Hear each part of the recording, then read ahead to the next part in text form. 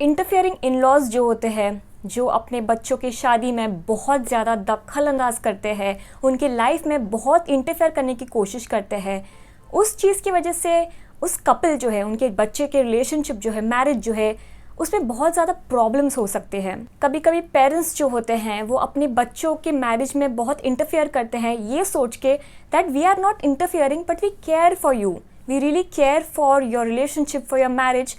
और कभी कभी वो आपकी मैरिज को माइक्रो मैनेज करने की कोशिश करते हैं, कंट्रोल करने की कोशिश करते हैं आपकी लाइफ को। एंड आई एम श्योर इससे बहुत कपल्स को तकलीफ होता है, specially for the girl. She finds it may be very annoying to deal with her in laws in that particular case. Nuclear marriages में तो प्रॉब्लम्स कम होते हैं बिकॉज आप उस वक्त अपने इन लॉज के साथ रहते नहीं हो, लेकिन इसका मतलब ये नहीं कि प्रॉब्लम्स जो है वो पूरी तरीके से एलिमिनेट होता है। कम हो सकता है लेकिन वो पूरी तरीके से ख़त्म नहीं होता है। इसकी वजह से कभी कभी हस्बैंड एंड वाइफ के बीच में बहुत सारे फाइट्स होते हैं। एंड मेजर रीज़न जो होता है, as per a research, major reason एक दूसरे के पेरेंट्स की वजह से ही फाइट्स होता है। तो how do you tackle such a situation? तो अगर आप ये जानना चाहते हो तो ये एपिसोड को एंडिंग तक ज़रूर देखना, तो आपको डेफिनेटली इस बात से हेल्प मिलने वाला है that how to deal with such kind of parents and such in laws. And अगर आपने मेरे चैनल को अभी तक सब्सक्राइब नहीं किया है तो सब्सक्राइब भी ज़रूर कर। तो सबसे पहली बात जो आपको ध्यान में रखना चाहिए इज़ दैट जो मीडिएटर होता है, जो मेन कनेक्ट होता है, वो बच्चा होना चाहिए ऑफ द पेरेंट्स। तो अगर आप अपने इन लॉज को डायरेक्टली कुछ बोलना चाहते हो, शायद से आपको उनके कुछ आदतें या फिर कुछ उनका क्वालिटी या उनका कुछ पर्टिकुलर बिहेवियर आपको पसंद नहीं है, तो आप डायरेक्टली उनको मत बोलना ये बात, because they will not take it very in a good manner. उनको लगेगा कि आप आप होते कौन हो बोलने के लिए, आप तो मेरे सिर्फ इन लॉ हो, आप your like my daughter in law और माई सन इन लॉ, तो आप क्यों बोल रहे हैं मुझे ये सब चीज़। तो अगर आपको बोलना है, आप अपने स्पाउस को बोलो to tell it to them. And आपको अपने स्पाउस को एक मीडिएटर बनाना होगा and make sure that he और she is the one who is building the gap और the bridge between the parents. एक चीज़ समझो, आपका जो रिश्ता है आपके इन लॉज के साथ, वो खून का रिश्ता नहीं है। तो चाहे कुछ भी हो जाए, they will never be able to accept you as their own blood. अगर अपने सासू माँ की कुछ बिहेवियर या कुछ आदत आपको पसंद नहीं है और अगर आप डायरेक्टली उनको बोलते हो, she will not take it in a good way, क्योंकि उनको ऐसा लगेगा कि ये कौन है मुझे बताने वाली, कल की आई हुई पराई लड़की ये मुझे समझाने वाली है कि मुझे कैसे अपने घर को चलाना है, क्या करना चाहिए, किस तरीके से मुझे अपने घर रखना है, या फिर हाउ आई शुड बिहेव, ये मुझे समझाने वाली है। ये होती कौन है मुझे समझाने के लिए? तो उसमें होता क्या है, आपका जो रिश्ता है with your mother in law वो और भी ख़राब होते जाता है। तो if you really want to make her understand about a particular thing, तो आप अपने स्पाउस को बोलो, let your spouse be the mediator, so that अगर वो आपके स्पाउस डायरेक्टली उनको बोलते हैं, देखो वो उनको ख़राब नहीं लगेगा। शायद सा एक दो दिन के लिए उनको लगेगा कि हाँ पता नहीं, शायद से मेरा बेटा जो है वो अभी अपनी वाइफ के पल्लू में घुस गया है एंड वो चेंज हो रहा है अभी। शायद कुछ टाइम के लिए उनको ऐसा लगेगा, शायद वो थोड़ा हर्ट फील करेगी, but at the end of the day remember that उन दोनों के बीच में खून का रिश्ता है।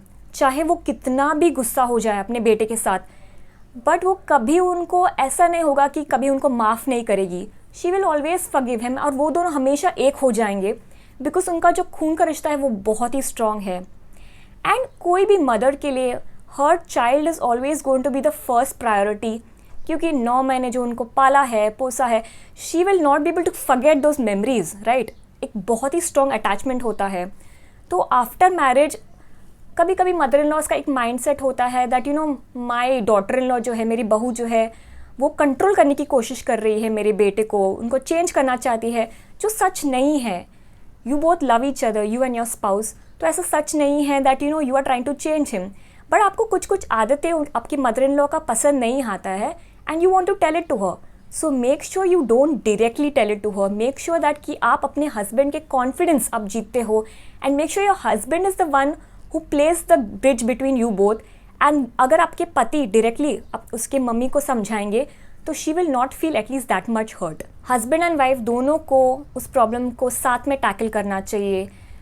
डोंट थिंक दैट ओके समझो हस्बैंड ये सोचता है that you have a problem with my mother, आपको सासू माँ से प्रॉब्लम है तो आप ही खुद देख लो, मुझे नहीं पता, मुझे तो बीच में घुसना नहीं ये सब बातों में, don't make me to get into all this, मुझे तो देखना ही ये सब नहीं। अगर आपके जो वाइफ है, समझो उनको कुछ प्रॉब्लम्स हो रहा है उनके relationship with her mother in law, with your mom, तो आप इग्नोरेंट मत बनो इस बात से। आपको इस चीज़ को अच्छे से समझना होगा दैट जो रिलेशनशिप है mother in law daughter in law का, as a husband, as a son, you will be the only one being able to be responsible to bridge that thing between them both.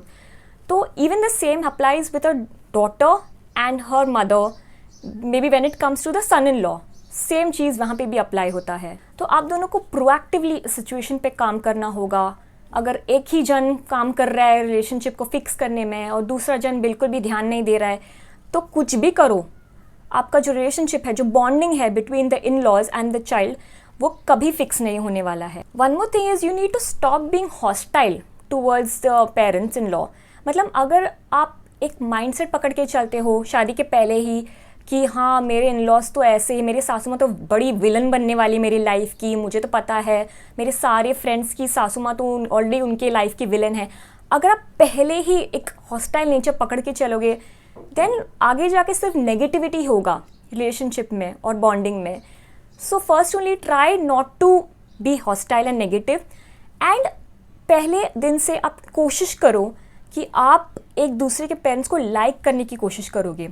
हाँ, उनका nature शायद से आपको इतना पसंद नहीं होगा, but you have to accept it and you have to try to make sure that your spouse is the one trying to help you build a bonding with your in-law. You need to set a cordial relationship with your in-laws. आप ये सोच के चलो that you know अगर मैं कोशिश करूँगी अपने तरफ से to build a good bonding with my in-laws, तो सामने से भी एक अच्छा और एक पॉजिटिव रिस्पॉन्स आने वाला है। एंड अगर मैं अपने तरफ से कोशिश करूँगी तो मुझे पता है दैट मुझे मेरे स्पाउस से भी सपोर्ट मिल जाएगा और हमारा इतना भी फाइट्स नहीं होगा। We will not be fighting so much about our parents, क्योंकि अगर फाइट्स होता भी है तो हम कोशिश करेंगे to fix it and we know that we will always be there for each other. और चाहे कुछ भी हो जाए, पेरेंट्स का बात जब आती है, हम कोशिश करेंगे कि हम हमारा बॉन्डिंग जो है, हमारे मैरिज का जो बॉन्डिंग है वो स्ट्रॉन्ग होते जाएगा, और साथ साथ में हमारा जो बॉन्डिंग है विद आवर इन लॉज वो भी अच्छी तरीके से फिक्स हो जाएगा। हस्बैंड एंड वाइफ्स जो है वो बहुत सारे ऐसे कॉमन टॉपिक्स पे हमेशा झगड़ा करते हैं। तो अगर आप ये जानना चाहते हो कि ऐसी कौन सी टॉपिक्स है जो हमेशा हस्बैंड एंड वाइफ उस बात पे झगड़ा करते हैं, तो आप मेरे एक अलग वीडियो देख सकते हो। वो वीडियो का लिंक मैं आपको डिस्क्रिप्शन बॉक्स में डाल दूंगी। So that's it for today's episode. ये एपिसोड हम यही ख़त्म करते हैं। ये वीडियो को लाइक करना, कमेंट करना, शेयर करना। अगर आप मेरे चैनल पे नए हो तो चैनल को सब्सक्राइब भी ज़रूर करना, और मुझे फेसबुक और इंस्टाग्राम पे भी आप फॉलो कर सकते हो। ओके देन, मिलते हैं अगले एपिसोड में। Till then, bye.